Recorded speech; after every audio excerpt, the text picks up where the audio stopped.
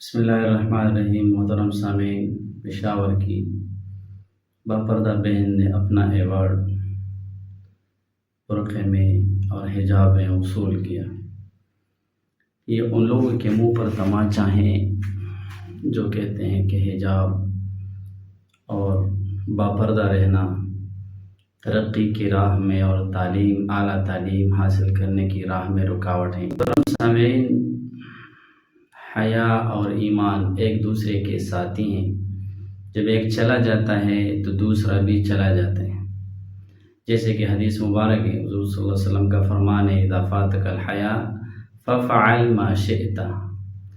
جب تجھ سے حیا ختم ہو جائے تو پھر تو جو چاہے کر۔ محترم سامعین، حجاب اسلامی شعار اور امت مسلمہ کی تشخیص ہے، جس کا مقصد ستر حاصل کرنا اور اپنے عصمت کی حفاظت کرنا۔ شرم و حیا عورت کا زیور ہے، جس کا مقصد آزادانہ اختلاط، بے حیائی اور فحاشی کو ختم کرنا۔ حقیقی حسن بے حیائی اور بے پردگی میں نہیں، بلکہ حقیقی حسن تو تب حاصل ہوتا ہے جب آنکھوں کے اندر حیا ہو اور دل ایمان کے نور سے منور ہو اور آدمی کے دل میں تقوی حاصل ہو۔ اسلام آرائش کا حکم دیتا ہے، نہ کہ نمائش کا۔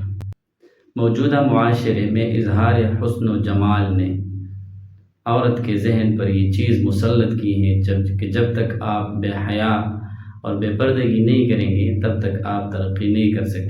تو اس لیے پھر کبھی فن کے نام پر بے حیائی اور فحاشی پھیلائی جاتی ہے، کبھی آرٹ کے نام پر، کبھی کسی اور نام پر۔ محترم سامعین، کسی بھی معاشرے یا ریاست کی تعمیر میں مضبوط خاندانی نظام ریڑھ کی ہڈی کی حیثیت رکھتا ہے۔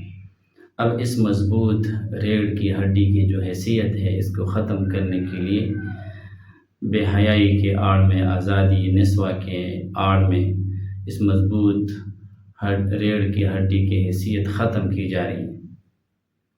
اور جب یہ مضبوط ریڑھ کی ہڈی کی حیثیت ختم ہوگی تو پھر عورت کی تذلیل ہوگی، نہ کہ عورت کی عزت۔ کوئی بھی قوم اس وقت تک زوال پہ نہیں آ سکتا جب تک اس قوم کی عورت باحیا اور اس قوم کے مرد شمشیر سے مسلح۔ تو حجاب عورت کی ترقی اور اعلیٰ تعلیم کی راہ میں رکاوٹ نہیں ہے۔ فرمان نبی صلی اللہ علیہ وسلم ہے کہ حیا ایمان میں سے ہے اور ایمان کا راستہ جنت ہے، اور بے حیائی کوڑا کرکٹ ہے اور کوڑا کرکٹ جہنم میں لے جاتے ہیں۔